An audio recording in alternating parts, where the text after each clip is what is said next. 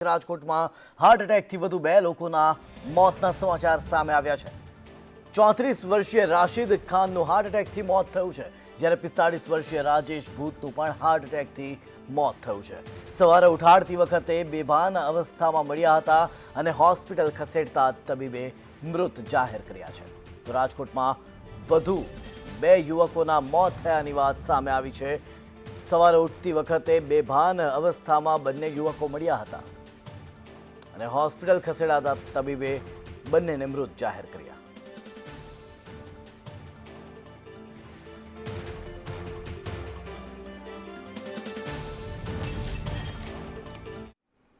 ઘોઘામાના Rajgarh police સ્ટેશનનો police કર્મચારી લાંચ લેતા ઝડપાયો છે।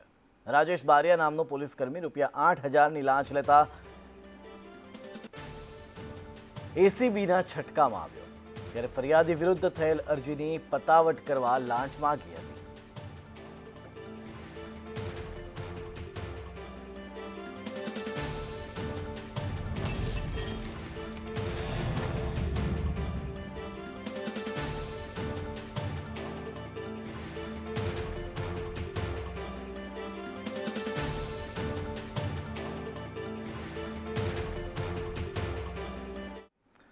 બનાસકાંઠાના વડગામમાં પતિએ કરી પત્નીની હત્યા। શેરપુરા ગામે પતિ અને પત્ની વચ્ચે બોલાચાલી બાદ હુમલો। પતિએ હુમલો કરતા પત્નીનું ઘટના સ્થળે મોત। વડગામ પોલીસે ઘટના સ્થળે પહોંચી હાથ ધરી વધુ તપાસ।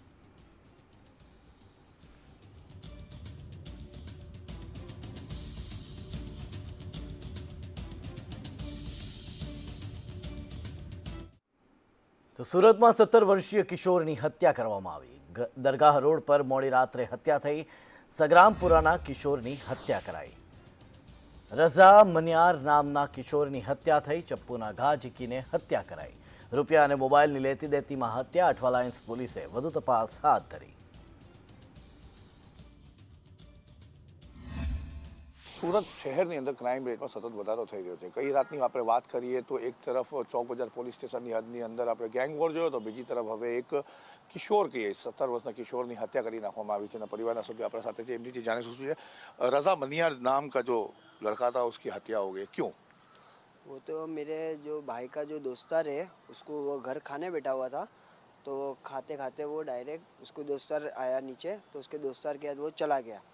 तो गया तो वो चाय की होटल पे लोगों की कुछ मारम मारी हुई, तो वो हिसाब से उसको मतलब घाव मार दिया, सामान मार दिया। જ્યાં સુધી પોલીસવાળા એક્શન લે, કામગીરી કરે, એ તો કરે જ છે। કામગીરી કરે તો એ લોકોને હાથ પર છે કે શું થાય છે, રિઝલ્ટ શું આવે। અમને તો ન્યાય જોઈએ, ગરીબ માણસ છે। શું કરે છે આ છોકરો? આ એ ડેકોરેશનનું કામ કરે છે। ડેકોરેશનનું કામ કરતો હતો। પૈસાની લેતી દેતી કઈ વાત કઈ સામે આવી છે? वो कुछ है ना मोबाइल का ने उसका मसला था, तो वो सामने वाला जो उसका कोई दोस्तार था ना उसके पैसे लेने के थे, तो फिर बाद में इसके पैसे लेने के थे, तो वही बुलाने आया था बंदा घर पे। तो बुलाने आया तो उसके कारण वो चला गया, तो वो पैसे से कुछ लोगों की भेजा मारी हुई थी। વાત એકદમ સાચી છે। આ લોકોની અગર આપણે માની લઈએ કે માત્ર એક અમુક રકમ હશે અથવા એક મોબાઈલ હશે, જે આજે એક 17 વર્ષના કિશોરનું હત્યાનું કારણ બની ગયું છે। હાલ સમગ્ર મામલે પોલીસે તપાસ શરૂ કરી છે। કેમેરા પર્સન ભૂષણ ચૌધરી સાથે આઝમ સાલે, સંદેશ ન્યૂઝ, સુરત।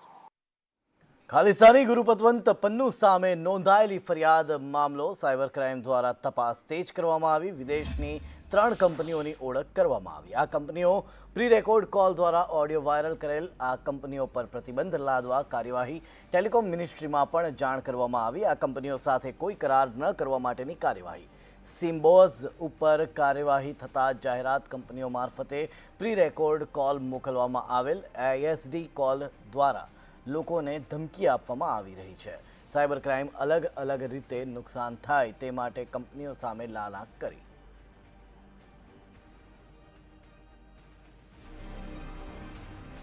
મહુવાના નિકોલ ડેમ પર જીવના જોખમે અવરજવર કરતા નજરે પડ્યા હતા અને આ સાથે જીવના જોખમે સેલ્ફી લેતા પણ જોવા મળ્યા હતા। ચોમાસામાં આ ડેમ ભરાયો છે, તો છેલ્લા 25 વર્ષથી આ ડેમની મરામત પણ કરવામાં આવી નથી, જેને લઈ મોટી દુર્ઘટના સર્જાવાની ભીતિ સેવાઈ રહી છે।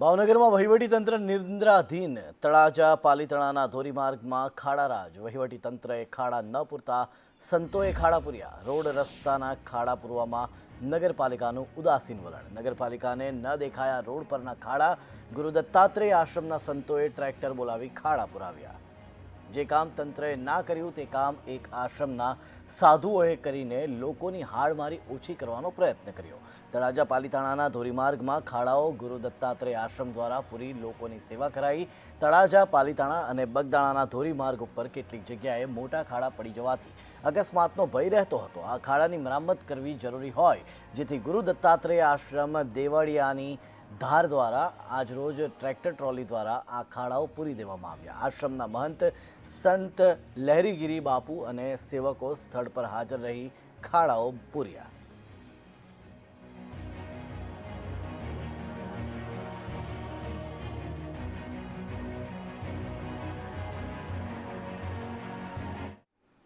બારડોલીમાં આદિજાતિ મંત્રી કુંવરજી હળપતિનું નિવેદન તાપીમાં સરકારી હોસ્પિટલના ખાનગીકરણને લઈ નિવેદન જે લોકો પાર્ટી સરકાર વિરોધી છે તે આંદોલન ચલાવે છે આંદોલન માત્ર ને માત્ર પોતાના ગજવા ભરવા પૈસા ભેગા કરવા સિવાય બીજી કોઈ વાત નથી ઉઘરાણું કરીને આંદોલન કરે છે એમની વાતમાં ન આવતા હોસ્પિટલમાં ફ્રીમાં સેવા મળવાની છે એક પણ રૂપિયો લીધા વગર ત્યાં સારવાર મળશે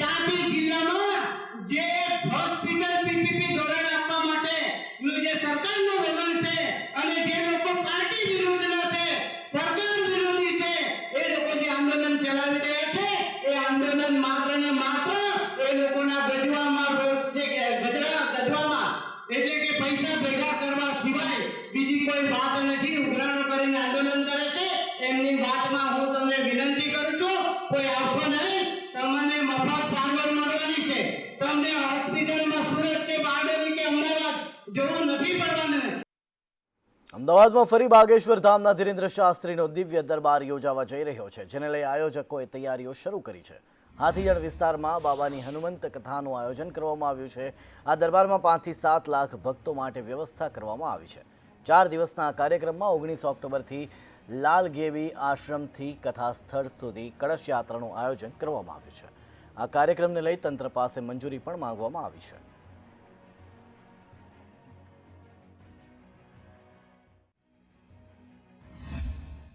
मुझे आदेश दिया कि कमलाकर जी हम आपको आदेश देते हैं कि आप दोबारा हमारी कथा कराएं तो गुरु की आज्ञा का पालन करने के लिए हमने आवेदन किया कि गुरु जी अगर आपकी आज्ञा है तो हम कथा कराने के लिए तैयार हैं तो उन्होंने 18, 19 और 20 अक्टूबर की तारीख मुझे दी है तो यहाँ जगह का अभाव होने के कारण वो प्रोग्राम हमने हाथीजड़ विस्तार में लालगेबी सर्कल के बगल में रखा है પીએમ મોદીના હસ્તે વડોદરા દિલ્હી એક્સપ્રેસવેનું ઉદ્ઘાટન પીએમના હસ્તે મધ્યપ્રદેશના ગ્વાલિયરથી વર્ચ્યુઅલી ઉદ્ઘાટન થયું 10 કલાકમાં જ વડોદરાથી દિલ્હી પહોંચી શકાશે તેજસ ટ્રેનથી પહેલા બાય રોડ વડોદરાથી દિલ્હી જઈ શકાશે એક્સપ્રેસવેથી વડોદરા દિલ્હીનું અંતર 845 કિલોમીટર થઈ ગયું 12,000 કરોડના ખર્ચે બન્યો છે એક્સપ્રેસવે પર કાર 120 કિલોમીટરની ઝડપે દોડી શકે છે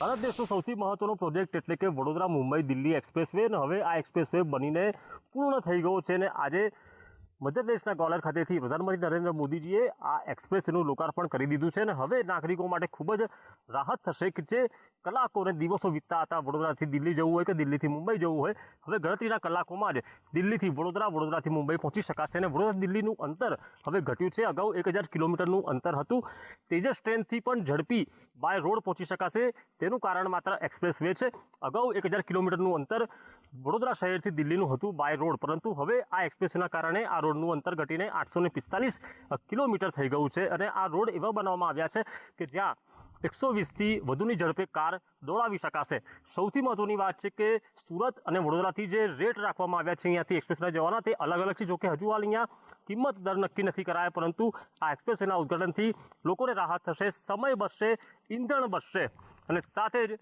તેઓ ગણતરીના કલાકોમાં વડોદરાથી દિલ્હી એટલે કે દેશના એક છેડાથી બીજા છેડે પહોંચી શકશે કેમેરા પર્સન નિકેશ વડન સાથે કુણાલ શર્મા સંદેશ ન્યૂઝ વડોદરા લાખો રૂપિયાનો ખર્ચ રાત દિવસ મહેનત છતાં પાક નષ્ટ થતાં ખેડૂતોના મોઢે આવેલો કોળિયો છીનવાઈ રહ્યો છે। ત્યારે ધોરાજી પંથકમાં હજારો હેક્ટર કપાસનો પાક નષ્ટ થવાના આરે છે।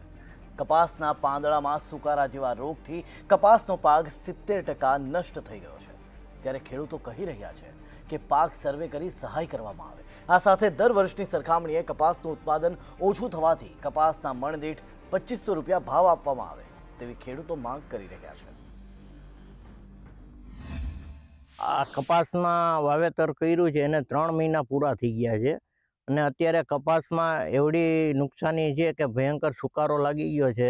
જે આ પાછોતરો વરસાદ થયો એના કારણે આ બધું પાન બધું ખરી ગયું છે એકદમ ઉપરથી, તો એમાં કાંઈ ઉત્પાદનમાં આવી ન શકે। અત્યારે 10-10, 12-12 ડીંડવા થયા છે આની અંદર, તો એમાં કાંઈ કપાસ નીકળે નહીં। એ અને જે થાય એ હળવો વજનમાં થઈ જાય, કાચો સુકાઈ જાય તો શું થાય? ખેડૂતોએ આમાં વીઘે 10 થી 12 હજારનો ખર્ચો કરેલો છે। હવે એને 20% વળતર મળે એમ નથી આ કપાસમાં। હવે ખેડૂતોને જો આવી રીતે જ નુકસાની વેઠવાનો વારો આવે તો આવતા સમયમાં ખેડૂતો પાયમાલ થઈ જશે અને ખેડૂતોને રોવાનો વારો આવશે। હવે જો સરકાર છે, અમારી એની પાસે માગણી છે કે વહેલી તકે આ કપાસમાં સર્વે કરી અને ખેડૂતોને જો સહાય કરે અને શિયાળુ પિત્તમાં થોડી ઘણા સહાય કરી અને રાહત આપે તો શિયાળુ પિત્તમાં સારું એવું વાવેતર કરી અને નવું ઉત્પાદન મેળવી અને 2 પૈસા રળી શકે। સરકાર જો આમાં કોઈ સહાય કરે ખેડૂતને તો વાંધો નહીં, બાકી નકર અમે જેટલા નાખ્યા છે એટલા જ આમાં આવશે। અમારે 12 મહિનાનો જે ખાવાનો પ્રશ્ન થતો હતો એ પ્રશ્નની સવાલ થોડો કરીએ જ નહીં અમારે, કારણ કે જે અમે ખર્ચા કર્યા હતા એટલા જ હાથમાં આવે। અમદાવાદ એએમસીનો હેલ્થ ટેકનિકલ સ્ટાફ હડતાળ પર। ગ્રેડ પે વધારવાની માંગ સાથે સ્ટાફની હડતાળને લઈ એએમસી કચેરીએ ધરણા પ્રદર્શન। અપૂરતા સ્ટાફ મુદ્દે ભરતી કરવાની પણ માંગ। રાજ્ય સરકારના નિયમ મુજબ એલાઉન્સ ચૂકવવાની માંગ। કયા પ્રકારની માંગો છે, મુખ્ય કઈ માંગો છે જેને લઈને આજે હડતાળ પર ઉતર્યા છો? અમારી મુખ્ય માંગોમાં ગ્રેડ પે છે, ટ્રાન્સપોર્ટેશન એલાઉન્સીસ છે, કર્મચારીની ભરતી માટેનું છે, શિફ્ટ વાઇઝ નોકરી માટેનું છે। એ દિવસોમાં આજે પ્રથમ અમે મહાદેવજીના દર્શન કરી એમના આશીર્વાદ લીધા છે અને અમે વિનંતી કરી છે કે અમારી માગણી સત્તાધીશો વહેલી તકે સ્વીકારે। અમે તારીખ 3 અને 4 આવતીકાલથી કાળી પટ્ટી ધારણ કરીને અમે વિરોધ પ્રદર્શન કરવાના છીએ। અમદાવાદ કોર્પોરેશનમાં અમે અવારનવાર અમારી માગણીઓ માટે ખૂબ રજૂઆતો કરી, તેમ છતાં આજ સુધી અમારી માગણીઓ ન સંતોષાતા હમણાં જ અમારા પ્રમુખશ્રીએ કીધું એમ કે અમારે grade pay, transport allowance, shift wise નોકરી તેમજ જુદા જુદા કામગીરીના વધારાના કલાકોનો કામગીરી કરાવવા છતાં અમારા કર્મચારીઓનું આર્થિક, સામાજિક, માનસિક અને આરોગ્યની દૃષ્ટિએ પણ અમારા કર્મચારીઓ અત્યારે હાલ ખૂબ વેદનાઓ અનુભવી રહ્યા છે। ગાંધીનગર છે, સુરત છે, જામનગર છે, રાજકોટ છે, તમામ મહાનગરપાલિકામાં એક ગ્રેડે અમારે કરતાં વધારે છે અને આ મહાનગરપાલિકામાં અમારે સાથે 12 કલાક કામગીરી કરવામાં આવે છે। જગ્યાઓ ભરતી કરવામાં આવતી નથી, પ્રમોશન આપવામાં આવતા નથી। ઘણા સમયથી સત્તાધીશો જોડે અમે રજૂઆત કરવા છતાં પણ અમારી કોઈ પણ માગણી સંતોષાઈ નથી। કેમેરા સંદીપ રાઠોડ સાથે પ્રતિક જાદવ, સંદેશ ન્યૂઝ, અમદાવાદ। સુરત એરપોર્ટમાં ફરી એકવાર દુર્ઘટના થતા રહી ગઈ। અમદાવાદ સુરત વેન્ચુરા પ્લેનના ટાયરની હવા નીકળી ગઈ। વહેલી સવારે ફ્લાઇટ અમદાવાદથી સુરત પહોંચી હતી। થોડા દિવસ પહેલા નવું ટાયર લગાવવામાં આવ્યું હતું। જેતપુરના સ્ટેશન વાવડી ગામે દીપડી કૂવામાં ખાબકી। ફોરેસ્ટ વિભાગ દ્વારા દીપડીનું કૂવામાંથી રેસ્ક્યુ કરાયું। 1 વર્ષની દીપડી કૂવામાં ખાબકી હતી।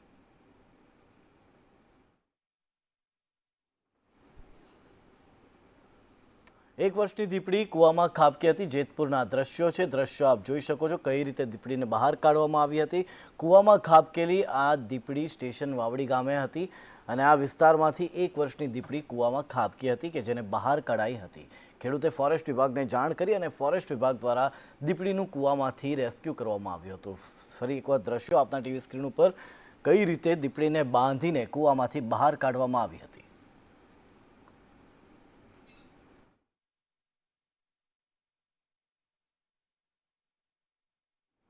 અમદાવાદમાં ગાંધી જયંતિની ઉજવણી। ભાજપના નેતાઓએ ખાદીની કરી ખરીદી। ગાંધી જયંતિ નિમિત્તે ખાદીની ખરીદી કરી આપી શ્રદ્ધાંજલિ।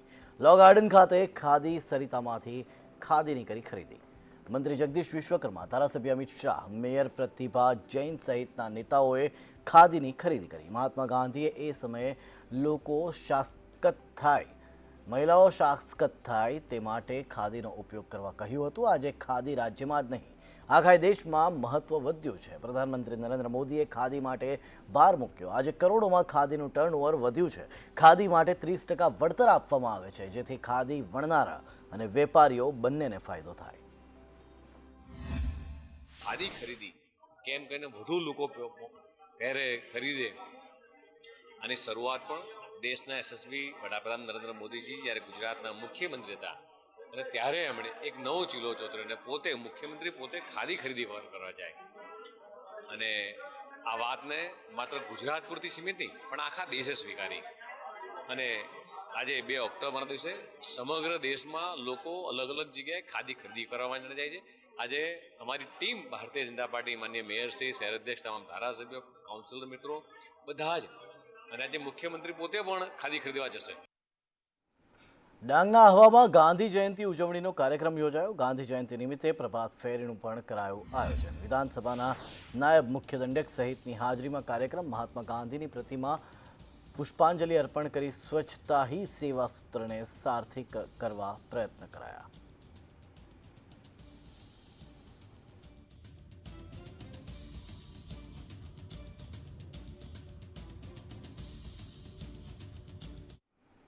ઉદ્યોગ મંત્રી બળવંતસિંહ રાજપૂતે ખાદીની ખરીદી કરી. ગાંધી જયંતિ નિમિત્તે ખાદીને પ્રોત્સાહન આપવાનો પ્રયાસ. ગાંધીનગરમાં ખાદી ગ્રામોદ્યોગ ભવનમાંથી કરી ખરીદી.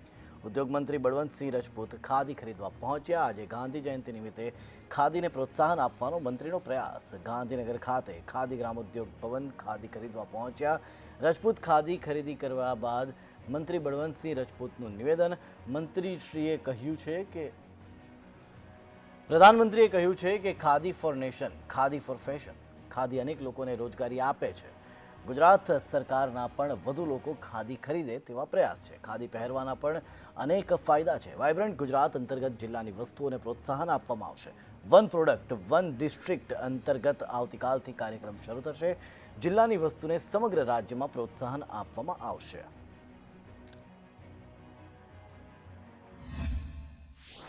ખાદી એ અનેક લોકોને રોજગારી આપે, એની સાથે સાથે સ્વચ્છતા માટે, બીજા માટે અનેક રીતે જ્યારે ખાદી માટેની ઉપયોગિકતા જો વધુ સારી હોય ત્યારે ગુજરાત સરકાર પણ આદરણીય અમારા મુખ્યમંત્રી ભૂપેન્દ્રભાઈ પટેલ સાહેબે આગ્રહ કરીને બધા જ લોકો આજે ખાદીના 2 ઓક્ટોબરે બધા ખાદી ખરીદે એના માટે આ એક સરસ યોજના જ્યારે લાયા છે.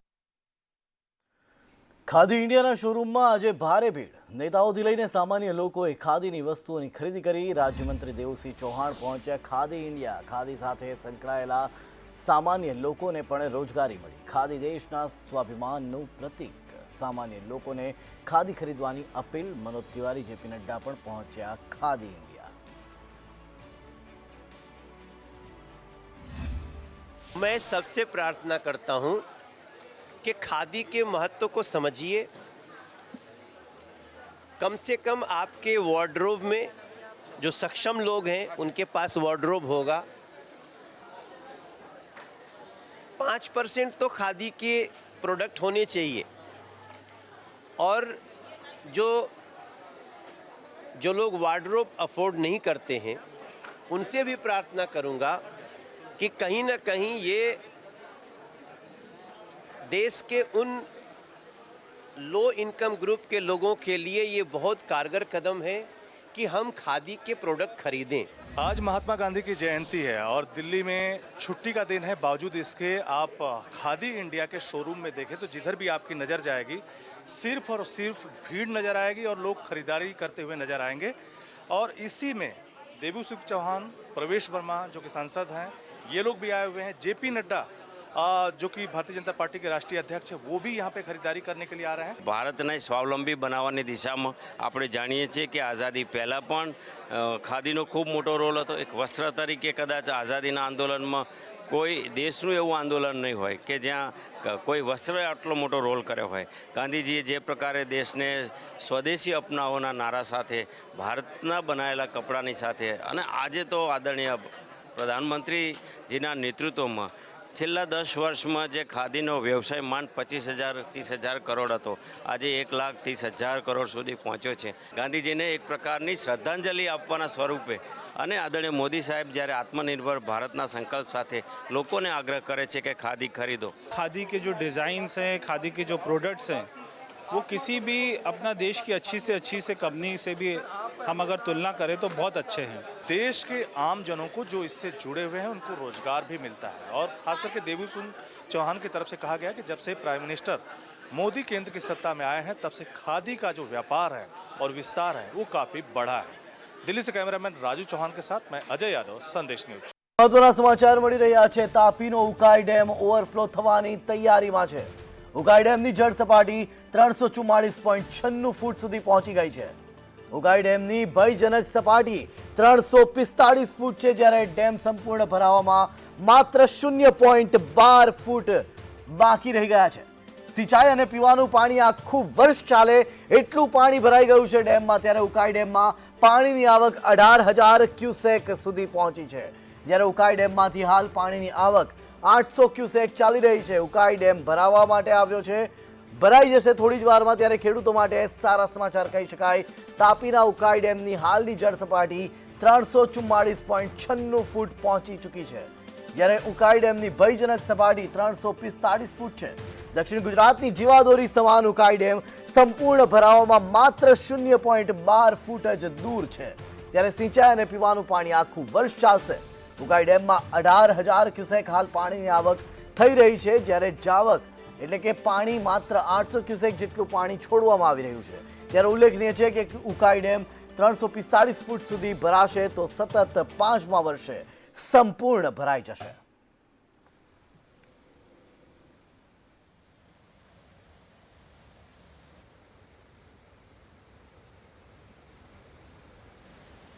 .12 ફૂટ જ હવે બાકી રહ્યું છે ઉકાઈ ડેમ ભરાવામાં, અને આ વખતે જો આ ડેમ ભરાઈ ગયો તો સતત 5મા વર્ષે ઉકાઈ ડેમ સંપૂર્ણ ભરાઈ જશે.